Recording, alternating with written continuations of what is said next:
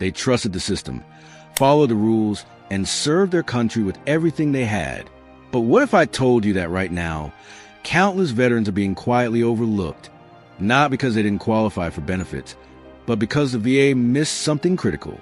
Every year, thousands of claims are processed, stamped, and closed, yet behind the paperwork. Real conditions go unnoticed, not because they aren't serious, but because they aren't understood.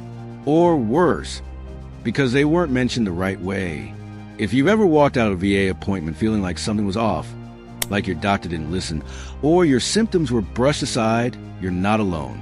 And the truth is, many of the most life-altering conditions go unrecognized, not because they're rare, but because they fall through the cracks of a system that's supposed to protect you. Today, we're exposing 6 conditions that VA doctors frequently miss. Conditions that deserve full compensation, but are often ignored, downgraded, or written off entirely. If you're a veteran or care about one, you need to know what these conditions are, why they're often overlooked, and how to make sure you don't get left behind. Stay with me until the end, because one of these might be the missing piece in your own claim. It's one of the most underreported and misunderstood conditions in the entire VA system: military sexual trauma, or MST. And despite years of awareness campaigns and policy updates, thousands of veterans are still being denied compensation for it. Why? Because the signs aren't always physical, and the burden of proof falls unfairly on the survivor. Many veterans who experience MST never report while serving. Fear of retaliation, shame, stigma, or the belief that no one will believe them often keeps them silent. Years later, when symptoms like depression, anxiety, nightmares, or panic attacks appear, they're treated as isolated mental health issues. Without any connection to service, doctors might diagnose PTSD. But unless the trauma is directly tied to an official report or medical documentation, the claim stalls. And that's where most people get stuck. What the VA doesn't always explain is that MST-related claims don't require a formal report to be valid. Veterans can submit what's known as markers, indirect signs that an assault or harassment occurred. These could be anything from a sudden request for transfer, a change in performance, or even a pattern of anxiety or substance use during or after service. But if a veteran doesn't know to include that context, and if the doctor doesn't ask, they may never make the connection. So the condition remains invisible, untreated, uncompensated. And the veteran is left not only battling the trauma, but feeling dismissed by the very system meant to help. That's why understanding how to frame MST claims is critical. It's not just about saying you experienced trauma. It's about helping the VA see the evidence that's always been there, even if it was never written down in a report. For many veterans, the real damage wasn't the visible wounds. It was what happened inside the skull. Traumatic brain injuries, or TBIs, are often sustained during combat, training, or even vehicle accidents. But because symptoms can be subtle at first, like headaches, trouble concentrating, or mood changes, they're frequently overlooked or dismissed. And if it wasn't officially diagnosed during service, the VA might not recognize it at all. Here's where the system quietly fails. In the heat of deployment, few service members report every blast they're near, every fall, or every moment of unconsciousness. Maybe they didn't black out completely, or maybe they just shook it off. But those moments matter. TBIs don't always show up on scans, and by the time the veteran starts experiencing long-term effects, like memory loss, irritability, depression, or insomnia, it's years later. And without a paper trail, getting compensation becomes a steep uphill climb. Some VA doctors still don't ask the right questions. They treat the symptoms without investigating the cause. Or worse, they mistake the signs of mild TBI for unrelated mental health issues. That misdiagnosis can mean the difference between a full compensation rating and years of frustration, wondering why nothing feels right. What most veterans don't realize is that even mild TBIs, those without immediate loss of consciousness, can have lasting effects. And if those injuries occur during service, they deserve recognition. The key is building a strong narrative. Deployment history, eyewitness accounts, behavioral changes, and any supporting evidence that helps reconstruct what really happened. Because the truth is, just because it wasn't written in a field report doesn't mean it didn't happen. And failing to treat or acknowledge a TBI isn't just a clerical error. It can cost a veteran their stability, their relationships, and their future. Some wounds leave no scars, but they cut deeper than most can imagine. Military sexual trauma, commonly referred to as MST, is one of the most underreported, misunderstood, and mishandled conditions in the VA system. And because it often goes unreported at the time it happens, veterans suffering from its effects are routinely denied the compensation and care they deserve. The silence around MST starts early. Many service members are afraid to report it, fearing retaliation, disbelief, or damage to their careers. Some are even told to stay quiet. And so they do. They carry it with them. They finish their service, and years later, they're struggling with anxiety, depression, PTSD symptoms, or trust issues, and they don't always connect the dots. Even if they do, the VA wants evidence. But what kind of evidence exists when no report was filed? Here's what the VA doesn't say clearly. MST-related claims don't require a formal report of the assault. Instead, markers can be used. Indirect signs like a sudden drop in performance, requests for transfer, unexplained anxiety, substance abuse, or changes in behavior noted in records. But too many veterans aren't told this. And too many VA doctors don't probe deep enough to recognize the pattern. Some veterans go years, sometimes decades, before realizing their insomnia, relationship issues, panic attacks, or self-isolation trace back to an event they never talked about. And when they finally bring it up, they're met with skepticism or red tape. The long-term fallout of MST is real.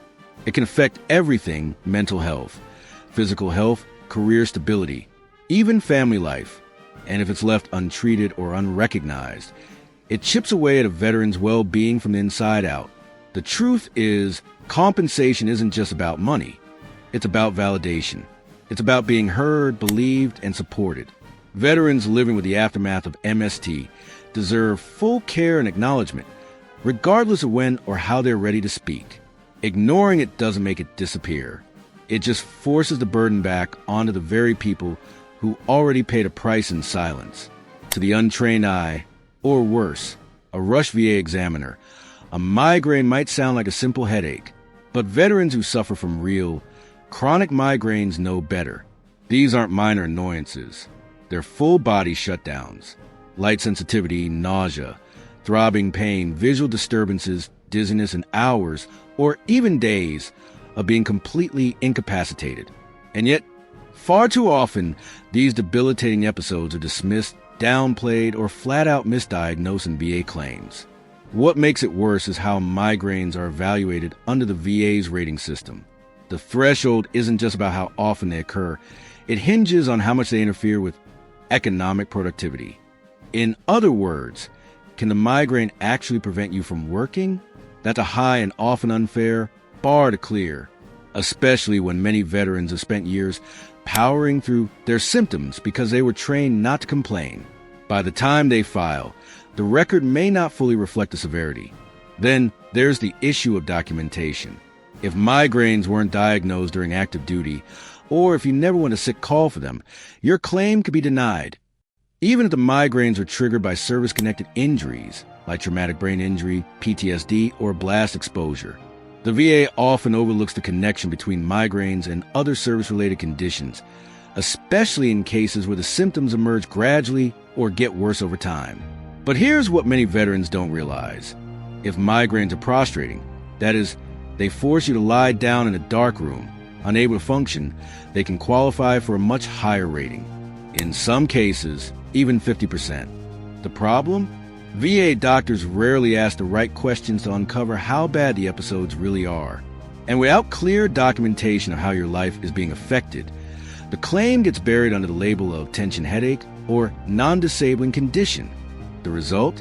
Veterans who can't drive, work, or even parent during the episodes are told their condition isn't serious enough.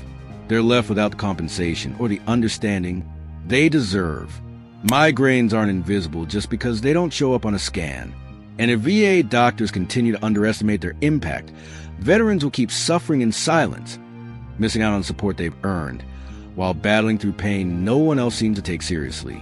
For countless veterans, sleep apnea isn't just about snoring. It's a serious, life-altering condition that affects everything from heart health to mental clarity. But if you walk into a VA evaluation without a CPAP machine or a clear-cut diagnosis from your time in service, your claim will likely be tossed aside. And that's exactly where so many veterans get denied, before the real conversation even starts. Sleep apnea, particularly obstructive sleep apnea, is increasingly common among veterans, especially those who served in high-stress roles or combat zones. Studies have linked it to PTSD, burn pit exposure, and even traumatic brain injuries.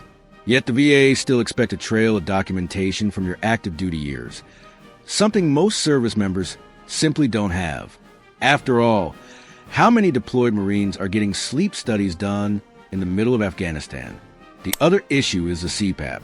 If you're not already using one at night, something many vets delay due to discomfort, cost, or lack of diagnosis, the VA often takes that as a sign your sleep apnea isn't that bad. But that logic is flawed. Needing a CPAP is one thing. Being officially diagnosed and prescribed one is another. Many veterans never even get tested until years after leaving service, often after a spouse complains about gasping, choking, or pauses in breathing during sleep. And here's where things get even more unfair. Even when a veteran finally gets diagnosed by a civilian doctor, the VA may reject it unless there's a service record showing symptoms, like fatigue, poor concentration, or loud snoring, while in uniform. But how often were those symptoms actually written down? Most service members shrug them off, attribute them to stress, or never seek treatment. By the time they file for a claim, the connection is hard to prove unless the VA decides to truly listen. The bottom line? Sleep apnea is often misclassified or ignored altogether, not because it isn't serious, but because the VA has built a process that punishes veterans for not having perfect paperwork from the past. And until that changes, too many will be left untreated, undercompensated, and wondering why their exhausted days and restless nights aren't being taken seriously. One of the most devastating and overlooked claims that continues to slip through the cracks is military sexual trauma, especially when it was never formally reported. And that's not a small group. Thousands of veterans, both men and women, carry the invisible wounds of assaults that happened during their service. But when they finally gather the courage to file a claim, the VA often greets them with skepticism, paperwork demands, or outright denials. The truth is, many survivors don't report what happened at the time, and for good reason. Fear of retaliation, damage to their careers, shame, or the belief that nothing would change keeps them silent. Some were threatened, others were dismissed, or even blamed. And even when someone did report the assault, many of those records have been lost, buried, or never filed correctly in the first place. So, years later, when these veterans sit in front of a claims officer, they're expected to produce evidence that never officially existed. But here's what most people don't realize. The VA actually has guidelines for markers, secondary signs that an assault occurred. These might include things like a sudden drop in performance, requests for transfers, changes in behavior, substance use, or depression shortly after the incident. The problem is, VA doctors and evaluators often don't look hard enough, or at all, for those markers. They expect a black and white report when trauma rarely fits into neat paperwork. What makes this worse is emotional cost. Survivors who are denied are often re-traumatized, as if they have to prove their pain is real enough for compensation. Many give up. Others live with untreated PTSD, anxiety, and chronic health issues that directly stem from the trauma, but without the recognition or support they deserve. And that silence, it only deepens the damage. Military sexual trauma doesn't always leave visible scars, but the aftermath is real, long-lasting, and often life-changing. When VA doctors fail to look beyond a lack of a report, they're not just denying a claim. They're denying a truth that someone has finally decided to speak aloud. For many, that silence was already hard enough to break. The system shouldn't make it worse. It's easy to assume the VA will catch everything, that if something matters enough, someone will notice. But as we've seen, that's not always the case. From undiagnosed toxic exposure symptoms to ignored mental health struggles, too many veterans are quietly falling through the cracks, not because the conditions aren't real, but because the system isn't built to fully understand or validate what they've lived through. And in the process, lives are upended, relationships fall apart, finances crumble, confidence is lost, all because the very system that promised care ends up questioning the legitimacy of invisible pain. That's why it's so important to speak up, not just for yourself, but for every veteran who's been brushed aside or misunderstood. If any of these 6 misconditions sound familiar to you or someone you care about, don't wait. Get a second opinion. Gather your own evidence. Connect with veteran advocates who can guide you through what the VA might have missed. Because sometimes the difference between being denied and being compensated is simply knowing how to fight back with the truth they didn't take time to see. If this video helped you see something more clearly, or gave you a reason to keep pushing, drop a comment below and tell us which part hit home for you. Your voice matters here, and your story might help someone else feel less alone. And if you haven't already, be sure to subscribe and turn on notifications. We're here to help you navigate the system, uncover what others overlook, and make sure no veteran gets left behind simply because their pain isn't written on a chart. Thanks for being here today. Your support means more than you know, and we hope to see you in the next video.